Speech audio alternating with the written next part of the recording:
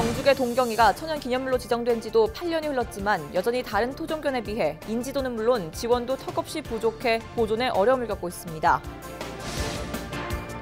대구 동구에 위치한 국립시남선열공원이 새 단장을 마쳤습니다. 국립묘지 위상에 걸맞게 시설 곳곳을 개선했습니다.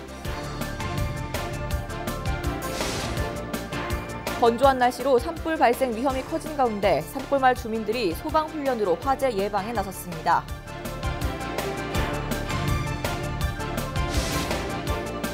수능이 한 달 앞으로 다가왔습니다. 각 교육청은 시험장에 대한 안전 점검을 실시하는 등 본격적인 준비에 돌입했습니다.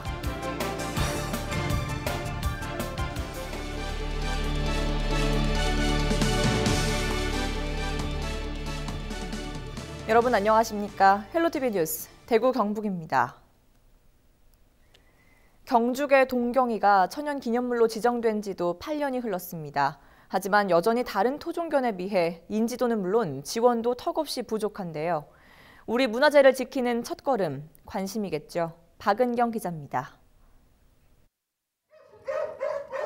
가뿐하게 장애물을 뛰어넘고 한 번 잡은 목표물은 끝까지 물고 늘어집니다. 타고난 사냥개지만 주인 앞에선 언제 그랬냐는 듯 연신 짧은 꼬리를 흔들며 재롱을 부립니다. 경주의 옛 지명을 딴 토종견 동경이인데 꼬리가 없거나 짧은 것이 특징입니다.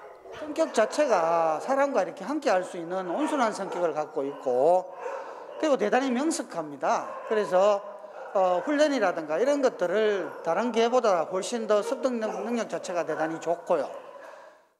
동경이는 우리나라 문헌에 기록된 가장 오래된 토종견입니다. 하지만 인지도는 다른 개에 비해 턱없이 낮습니다.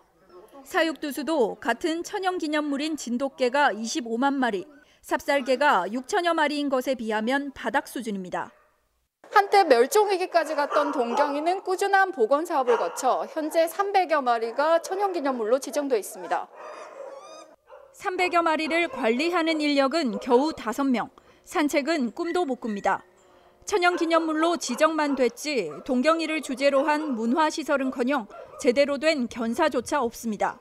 PUG를 활용해서 우리 경주시에서도 시민들이 이 동경이도 구경하고 또 시민들이 반려견을 데리고 와서 같이 어울릴 수 있는 그런 공간을 좀 조성해주면 우리 천연기념물 동경이가 대한민국에 알려지고 우리 시민들과 더욱더 친화적이지 않을까.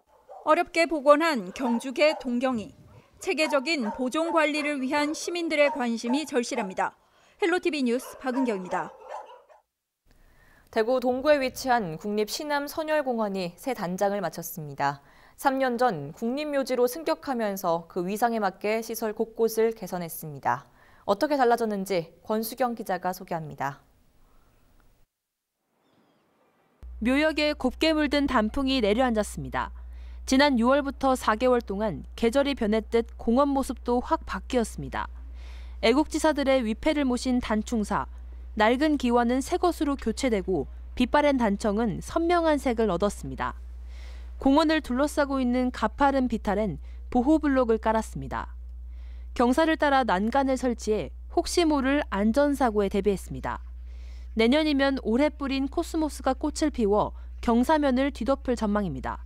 동편 급경사면에는 방문객들의 보행 안전을 확보하고 집중호우 등 재난에 대비하고자 경사면 보호블록을 설치하고 코스모스 씨앗이 배합된 녹색토로 경사면을 마감하였습니다.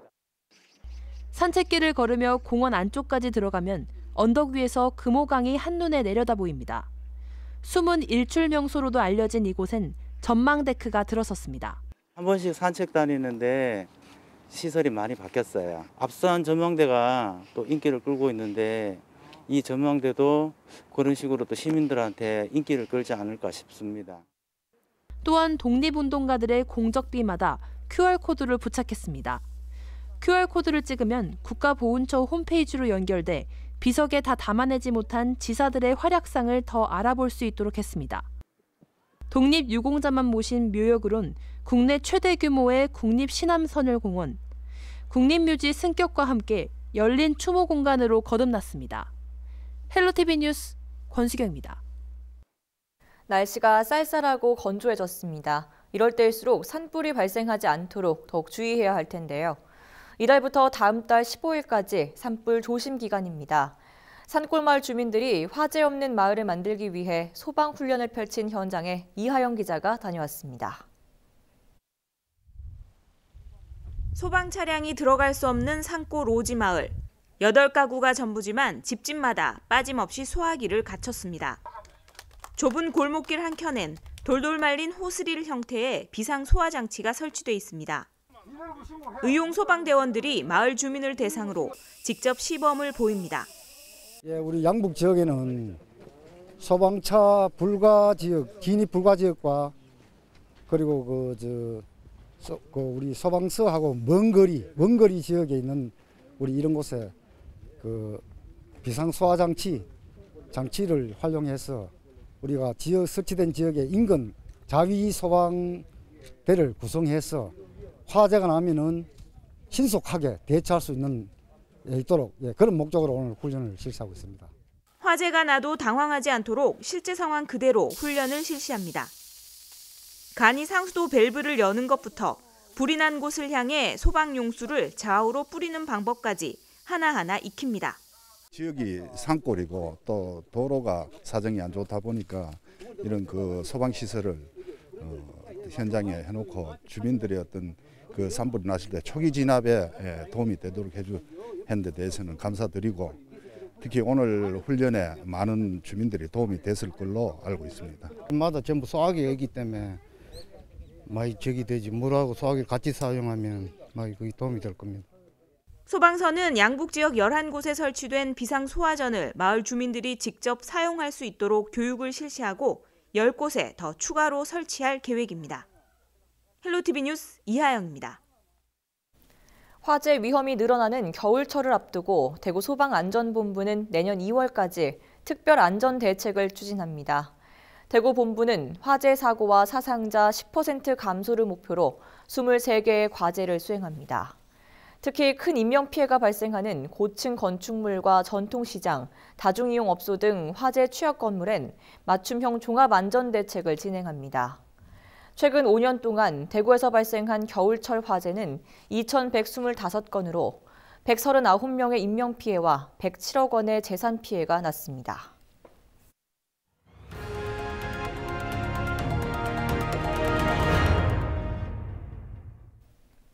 정부가 코로나19 사태 장기화에 대비해 새로운 거리두기 체계 개편안을 발표했습니다. 기존 1, 2, 3 세 단계로 나뉜 거리두기를 1.5단계와 2.5단계를 추가해 5단계로 좀 더 세분화한 건데요. 무엇이 어떻게 바뀌었는지 최현철 기자가 정리했습니다. 정부가 새로운 거리두기 체계 개편안을 발표했습니다. 이번 개편의 핵심은 세분화와 권역별 대응입니다. 먼저 거리두기 단계는 좀 더 세분화됩니다. 기존 3단계에서 지역유행 1.5단계와 전국유행 2.5단계가 추가돼 모두 5단계로 늘어나게 됩니다. 각 단계를 구분하는 핵심 기준은 확진자 수입니다. 예를 들어 수도권에서 일일 확진자가 100명 이상일 때와 그 외 지역에서 30명 이상일 때 이를 지역유행의 시작으로 보고 거리두기가 1.5단계로 상향됩니다. 또 전국에서 일주일간 일일 평균 확진자가 400명 이상씩 나오거나 갑자기 2배 이상으로 늘어나면 전국 유행인 2.5단계로 바뀌게 됩니다. 한편 다중이용시설에 대한 위험도 평가 체계도 바뀝니다. 기존 고중저 위험시설이 9종의 중점관리시설과 14종의 일반관리시설로 나뉘게 됩니다. 중점관리시설인 유흥시설 5종은 2단계부터, 노래연습장과 방문 판매 등 나머지 시설은 2.5단계부터 운영이 제한됩니다. 식당과 카페는 3단계에서도 운영할 수 있지만 2단계부터는 밤 9시 이후엔 포장과 배달만 가능합니다. 일반관리시설은 장례식장을 제외하고는 대부분 3단계부터 운영을 제한합니다. 단 1단계부터 마스크 쓰기와 출입자 명단 관리 등 핵심 방역 수칙은 의무화됩니다. 이번 개편안은 오는 7일부터 적용되며 방역 수칙을 어긴 운영자와 관리자에겐 300만 원 이하, 이용자에겐 10만 원 이하의 과태료가 부과됩니다. 또 마스크 미착용에 대한 과태료는 계도 기간이 끝나는 13일부터 부과됩니다. HCN 뉴스 최현철입니다. 경북교육청이 오는 11일까지 대입 수능 시험장에 대한 안전 점검을 실시합니다. 점검 대상은 안동 11곳, 경주 9곳 등 모두 81개 학교입니다. 지진 수해 피해 학교는 교육부 민간 전문가와 합동으로 점검하고 나머지 학교는 교육지원청 자체 점검으로 추진합니다. 교육청은 안전 점검 결과 보완이 필요한 경우 20일까지 조치를 마칠 계획입니다. 경주시 안강읍 산대리 인근 못에서 70대 여성이 물에 빠져 구조됐습니다. 경주 소방서는 3일 낮 2시쯤 1.7m 수심에 빠진 A씨를 구조했습니다. 구조 당시 A씨는 파카를 입은 덕분에 물에 떠 있었으며 의식과 호흡은 양호한 상태였으나 저체온증 증세를 보여 병원으로 옮겨져 치료를 받고 있습니다. 경찰과 소방당국은 정확한 사고 경위를 파악하고 있습니다. 청송 주황산 국립공원 사무소가 탐방 안내소 신축 공사를 이유로 중증 장애인 생산품 판매 장터를 폐쇄한 것에 대해 장애인 단체와 지역 주민이 집회를 열었습니다. 지난 10월에 이어 3일 2차 집회를 연 지역 주민과 중증 장애인 100여 명은 주황산 국립공원 측이 기존 판매 장터 부지에 건물이 들어서는 것을 알면서도 아무런 설명이 없었다고 말하며 중증 장애인 생존권을 파괴하는 일이라고 주장했습니다. 이어 국가와 지자체가 중증 장애인 일자리 확보를 위한 정책이 진행되고 있는 상황에서 상업행위를 막는 것은 이해할 수 없다고 밝혔습니다. 지난달 대구 경북 소비자 물가가 9월 대비 소폭 하락한 것으로 나타났습니다. 동북지방통계청은 지난달 소비자 물가 지수가 대구 106.32, 경북 104.51로 9월과 비교해 각각 0.5%, 0.6% 하락했다고 밝혔습니다.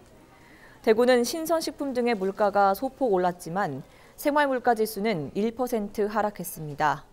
경북은 서비스와 생활물가, 신선식품 물가 모두 떨어졌습니다. 지역의 창업 비즈니스 중심지 역할을 하게 될 대구 테크비즈센터가 3일 문을 열었습니다. 대구 달성군 테크노폴리스에 들어선 대구 테크비즈센터는 지하 1층, 지상 6층 규모로 기업 입주 공간과 기업 지원 시설, 공유 사무실 등을 갖추고 있습니다.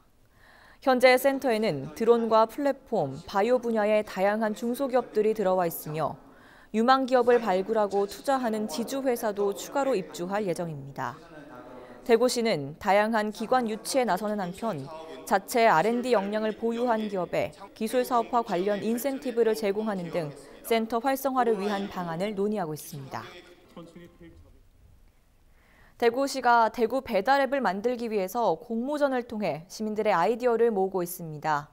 이번 공모전은 내가 상상하는 배달앱의 모습을 슬로건, 그림 등으로 표현하는 이벤트 공모형과 배달앱을 활용한 공공서비스, 아이디어 등을 제안하는 정책 아이디어형 공모형으로 두 가지로 나누어 진행됩니다.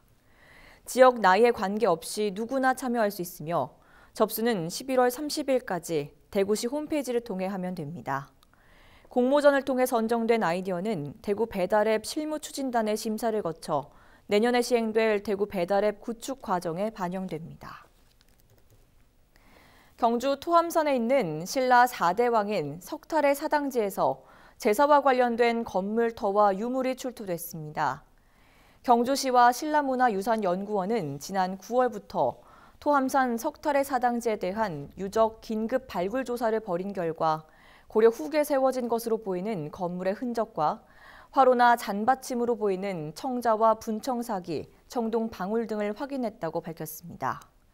또 출토된 기와와 여러 문집 기록을 바탕으로 석탈의 사당지에서 조선 전기까지 제사가 유지됐을 것으로 보고 관련 조사를 이어가기로 했습니다. 제67회 전국 중학야구 선수권 대회가 오는 5일부터 13일까지 경주에서 열립니다. 올해 대회는 코로나19 예방을 위해 중학교 야구팀을 반씩 나눠 경기도 화성에서도 동시에 개최되며 경주에는 60여 개 팀, 2,200여 명이 참가합니다.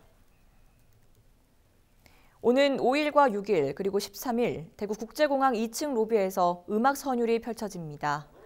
이용객들에겐 즐길 거리를 제공하고 종사자들에겐 위로를 전해 코로나19로 타격을 받은 공항 분위기를 살리기 위해서입니다.